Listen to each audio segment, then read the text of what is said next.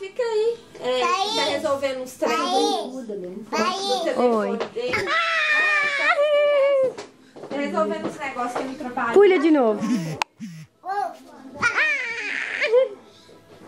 Onde que o neném vai? Onde que o neném... Goiaba? Chama a tia Patrícia.